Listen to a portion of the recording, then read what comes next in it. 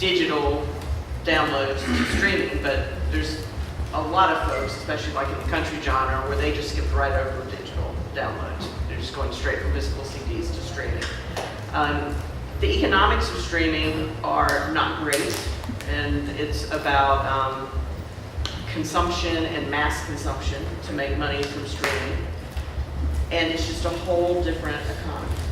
So, Rainey, as a composer, can you talk about that? Like, do you put your music up on can I stream your music, and how does that work?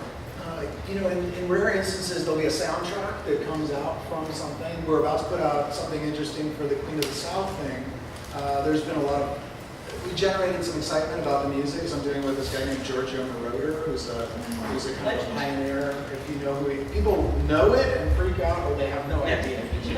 But those who freak out, he's amazing. He's like the pioneer of electronic music.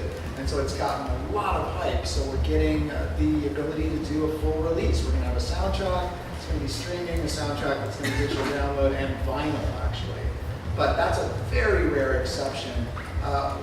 It's an interesting thing for composers now. Under all of the scripted stuff, I do a ton of unscripted shows. So some of those shows, reality shows, some of those get a tremendous amount of hits on YouTube. So there's one show in particular that I was doing that I was doing Project Runway for years, and that show had some great scenes, and we're getting like billions of views on YouTube, but it hasn't been monetized because we didn't have anybody going after those streaming views, and didn't even frankly know that it was something that we could attain for years. So you didn't get paid at all. So we have not been paid at all. There's like out there right now for music that I've touched, there's probably somewhere in the neighborhood of 5 or 6 billion views put together that have not been monetized at all. There's no real awareness of how to do it. And there's some companies that are now going out there and doing it, and they have algorithms and bots that are literally going out and finding music that has, grace noted, fingerprints on it, and are able to monetize that music. But it is a really tough market because we don't know. It's not regulated. There's no real awareness for people like me. It's the Wild West out there, and people are using it. People are a lot of people are actually reposting stuff, and they're receiving monetization for their reposts. Like the biggest season finale of Project Runway, put up by Dina Murray, the distribution company, has got 40 million views, and then somebody will take their own subscription-based network and repost it there and get an additional 20. And then they're getting monetized personally for posting and reposting those views. So people out there are understanding and cracking the matrix, but it's really a bizarre world, and we don't know. We're just becoming enlightened now as to how to monetize that stuff. And will you ever be able to go back and get paid on that? We will. We're just finding now that there are certain companies that will retroactively go for years back and do these literal algorithmic bots out there and find to be able to collect a penny at a time for us. And it'll add up, it really will. Not like a royalty that's generated from television, but it's a lot out there when you start getting into billions of views. Yeah, billion is a big number. Anthony, what about your experience? I mean, to me, the great thing about streaming is that your fan base has instant access to you. Like, you can throw something up. There's no gatekeeper anymore. But the downside is you might not get paid. You might not ever know how many plays you're getting. Like, what's your experience? I mean, it's actually on you because we haven't made anything off of streaming. And with actually being dropped now, I had this conversation with Seth. I think we can actually make some money now, right? Yes, ironically, having the band not on a major label means that if they're going to own, well, it's going to be up to the lawyers what we can negotiate with the stuff that's been unreleased and the label currently owns. But any new music going forward, because when it comes to streaming, the master recording generates the most money. If you own it, you can actually make money. If you're signed to a record label in the old model of a 15-20% royalty rate, every stream is generating, let's say half a cent. So you're getting, the label probably takes 80% of that. So you're getting 20% of that, 80% of that half a cent. And so it doesn't really add up. But if you own the master, it kind of can. Even if you get, in the tens of millions of streams, it can add up. Anything below 10 million, you probably, they say that basically with streaming, if you own the master, you own the publishing, like, you can estimate it's about $4,000 per million streams that you would get. So, if you get a song that's pretty popular, yeah, that money can add up. And for an independent artist, $4, $8, $12, $16,000 is real money. Anthony, is there any reason for you to look for a label deal again? Actually, right now, no. Especially with all the things that are going on right now. I mean, I don't know if you guys read the whole direct deals that Spotify is doing. So that's something that we may, take advantage of. There's a lot of artists that just do distribution deals that are making a lot of money, like Macklemore is the biggest one probably. But so I think now for us, it's not as important, and we're kind of excited. We just did our own music video for under $2,500, and it looks like, I'm doing the edit, so I'm using all my art school skills. Ryan, my partner, my singer, he shot it on an A7S, and I was literally climbing rafters, second shot, my go-go's and everything. It was kind of cool. We're really like trying to do the whole 360 artist thing and do everything ourselves. So it's kind of exciting. Being dropped, the only thing that's changing right now is tour support, because everything else we do by ourselves. Usually what happens when we go on tour, we'll budget it. Let's say this tour is going to be $20,000. They'll pay us, I think 60% up front, and then we just pay it back. So that's what's going to suck a little bit, but it is what it is. Seth, you brought up Spotify, signing artists directly. Is that the future?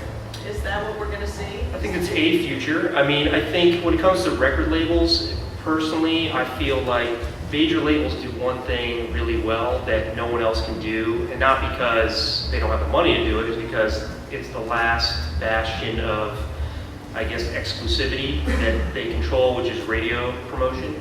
And when it comes to radio, I mean, a lot of people say, I don't listen to the radio, but the fact is that study after study shows that in America, the way most people discover new music is on the radio. Now, those people may not be people anybody in this room knows, but it's a big country, and particularly in the middle of the country where things kind of take a while to get up to speed technologically, radio is still big. So major labels do not pretty much allow anybody else into that game, and there's still a bit of payola going on and all that. But other than that, if you're not going to be on the radio, you can pretty much do everything else yourself and keep the money. And I think the direct deals with Spotify is certainly one future that could happen.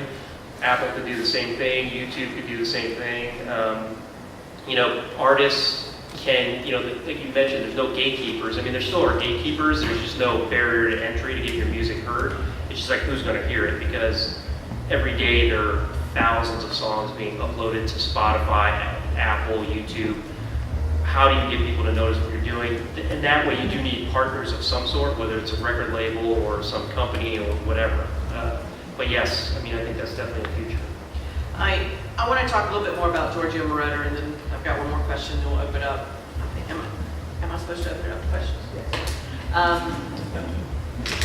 So Giorgio Moroder is a legend. Like, if you have ever heard I Feel Loved by Donna Summer, or saw American Gigolo, that's Giorgio Moroder. That thumping, thumping, thumping, thumping, thumping, that he's responsible for creating that sound. And so you two were working on The Queen of the South together, and you worked on his album with Britney Spears. So how do you produce Britney Spears? Very careful. That's a trap. Really? That was good. No, it's not a trap by your own hand. It's really tough, because I gotta say, this was a really interesting production because it was the most disparate production of all times. There was literally a guy who did vocal production in the UK, a guy who did a beat in France. There was a guy who did some other element in Germany, and it was all put together, and they gave it to us and put it in our lap. And so they had to re-record Britney, and so she has her own independent, insular team to record her. So couldn't even be part of the vocal recording. She had her own vocal coach, her own producer, and her own kind of locked door thing happening. So they went in and recorded the vocals, and they just handed us something, and they're like, "Here you go, make it fantastic." You know? And so that's what we had. We were handed Wow, the vocals. okay. We did not actually sit with her in the room at all. And it was a really interesting project because I'm a huge fan of Moroder. He wrote, you guys probably know Take My Breath Away. Won the He Oscar did- for that. Yeah, he won the Oscar for that. And then Flashdance, he won the Oscar for that too, with What a Feeling, and he's just amazing. And so my friend was managing him, and he's like, "Have you ever heard of this guy, Giorgio Moroder?" And I actually had it on my phone that I'd been listening to it that week. I'm like, "This guy right here?" And he's like, "That's the guy." He's like, "I don't know who he is." He was a young manager, and he had done a lot of DJs, and he had taken him on as a DJ. And was like, "I have this old dude as a DJ." And so You're a 75-year-old yeah, DJ. he was 70 years old as a DJ. And so, so I'm like, I love him, and I know his sound, and I can help fix it. And so he gave me a song. He's like, "Can you fix this song?" And so I fixed the song, and I didn't really know what it was for because I'm mostly a composer. And he goes, "You just fixed this song by this band called Foxes, and Sony Records loves it, and you're on the album now as a producer." And then he said, "I want you to do it again with this other guy." And so it's Matthew Coma track. And I did it with that. And then he literally said, "I'm going to give you a track. I want you to fix it. It's this girl." And I didn't know what it was. And so we worked on this track. And we worked on it. And they're like, "Okay, we want you to develop the track." And I'm like, "Who is it?" And he's like, "It's Britney Spears." And that's the single.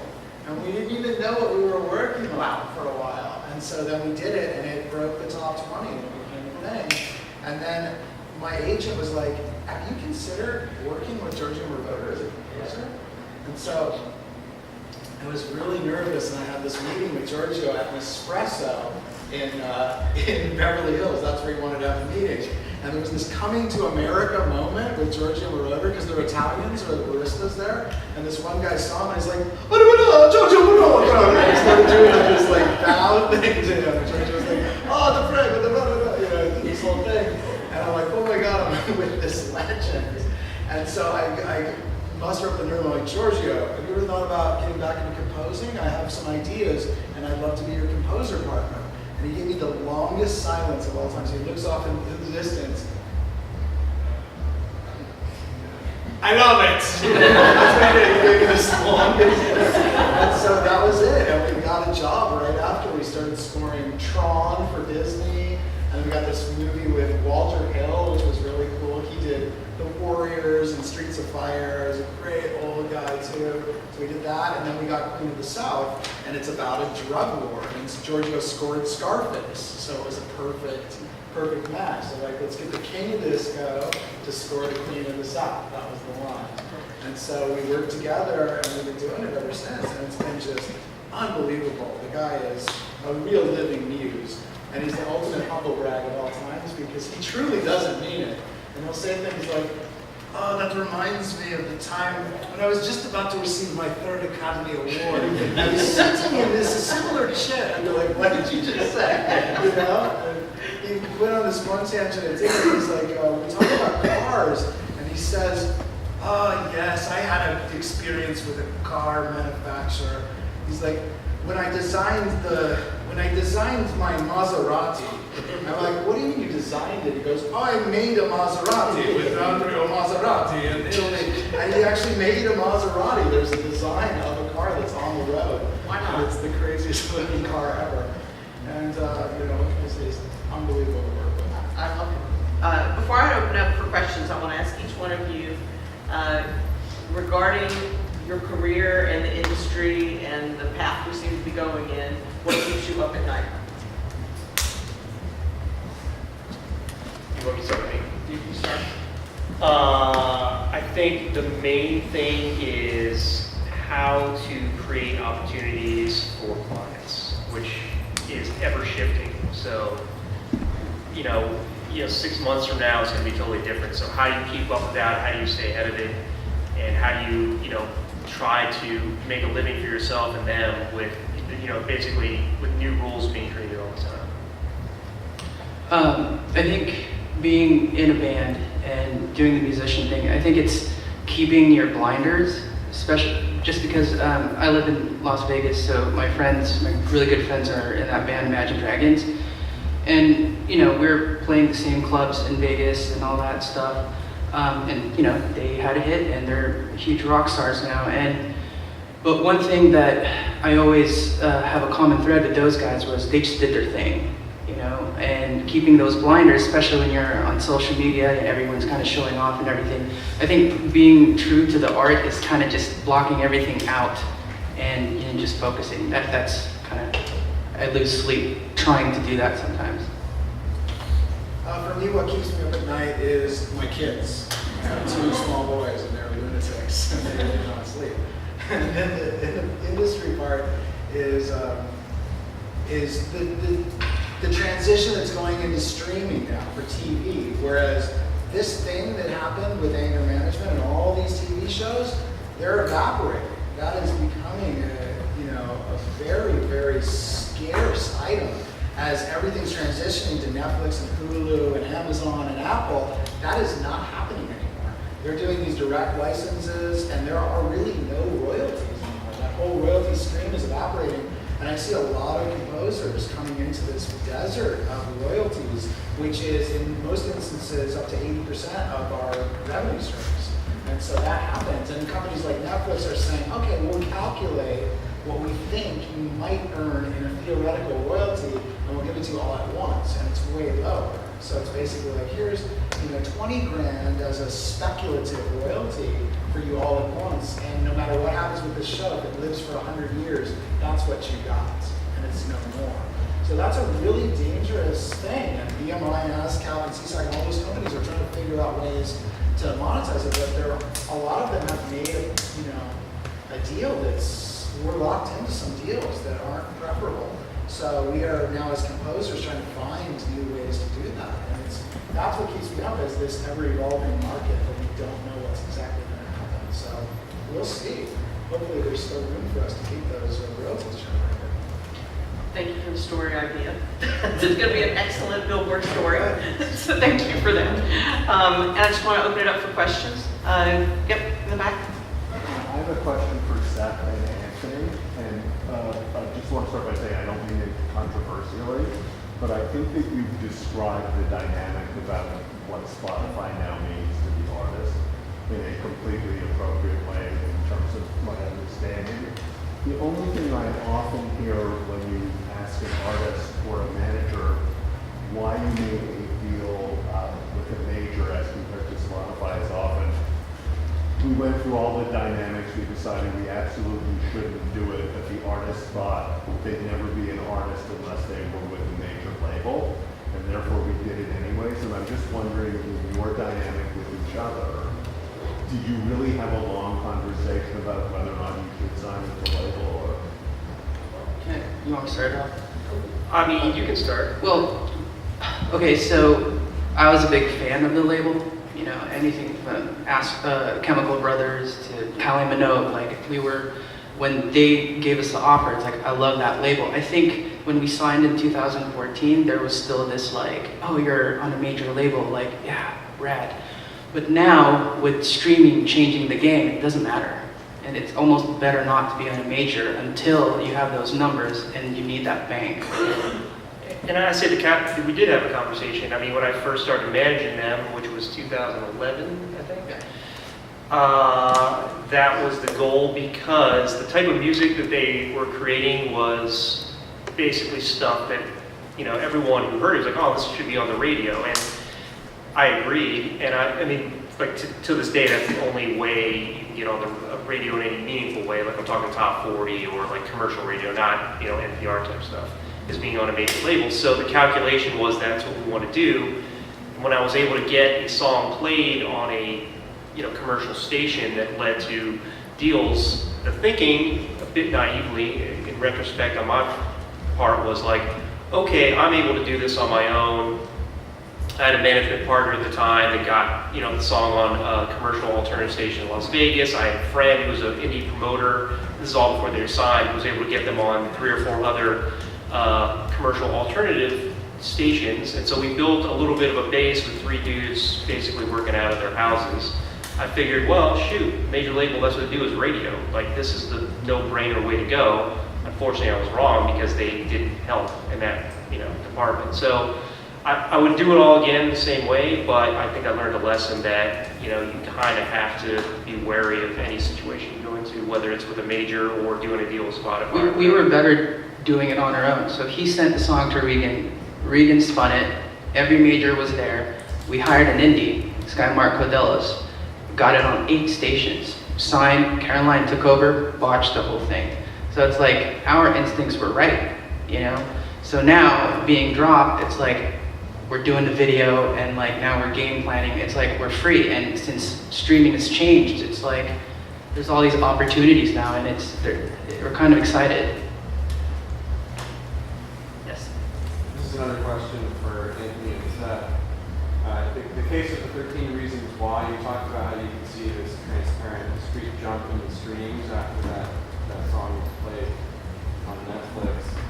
Are you able to see in the data and reports that come to you, how much of that jump comes from people downloading or streaming that specific song, as opposed to discovering the band more broadly and downloading a variety of their songs? Yes, Spotify has great free analytics. They call it Artist Insights. So all you have to do is sign up, and you can log on and see everything. And it's not real time. It's like 24 to 48 hours later, the stats update. But yes, you can see by song where the streams are coming from. So it's pretty evident.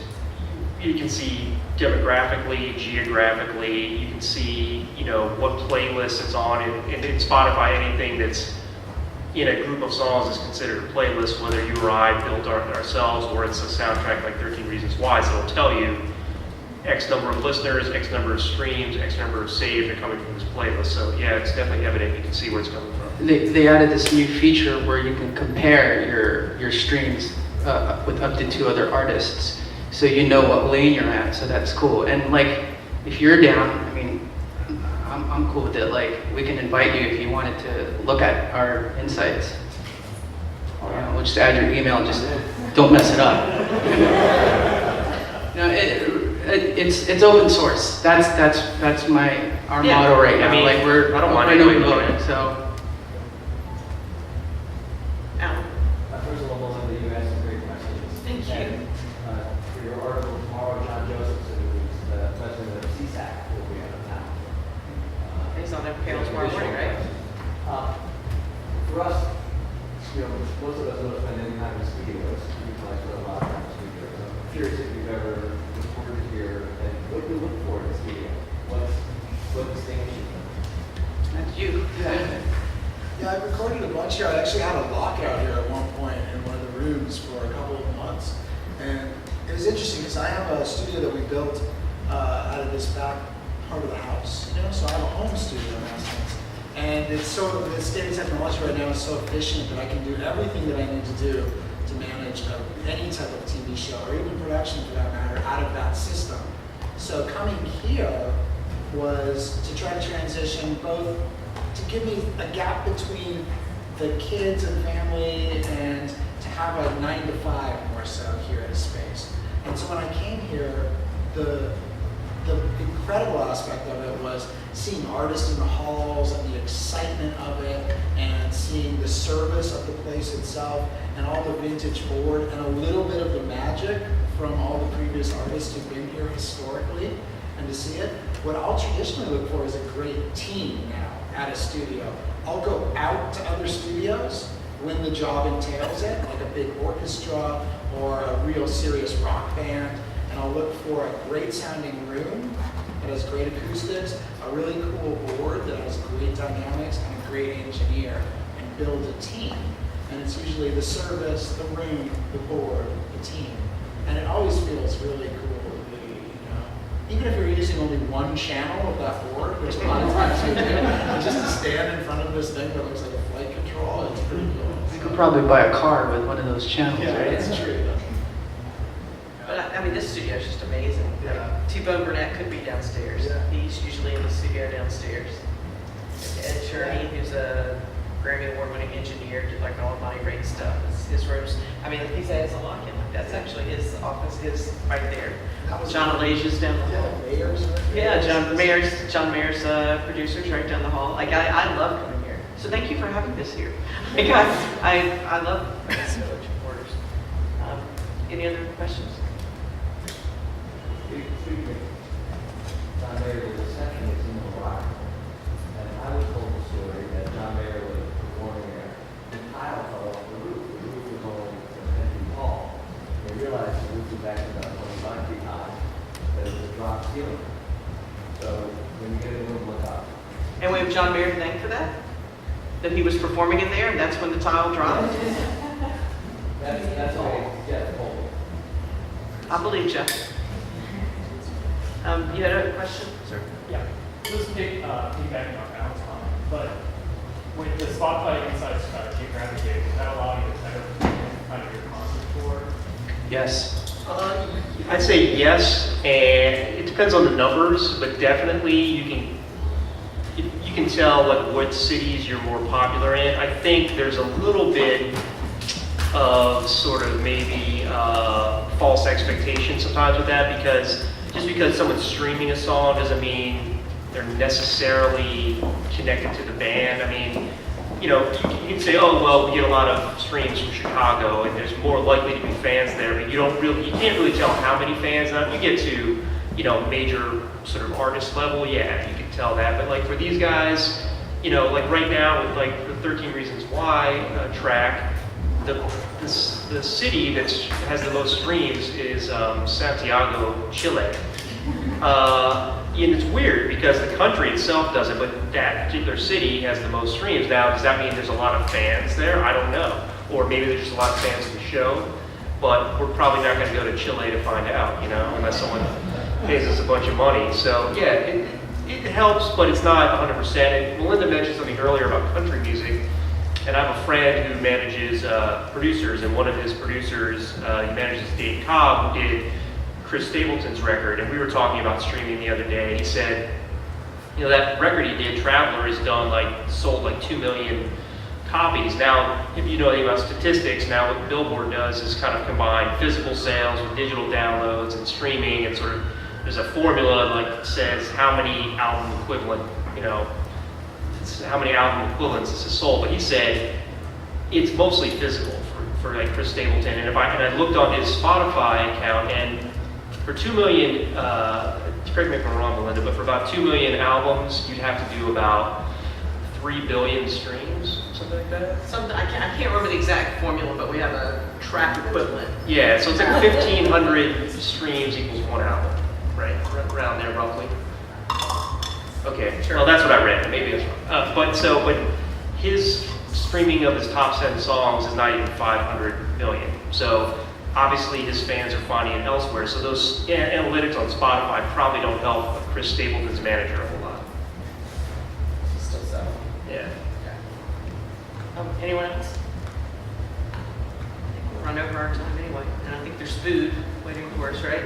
So there's a reception in the John Mayer room, in the Morocco room. John Mayer. Yeah, and look up, sadly, no John Mayer. Thank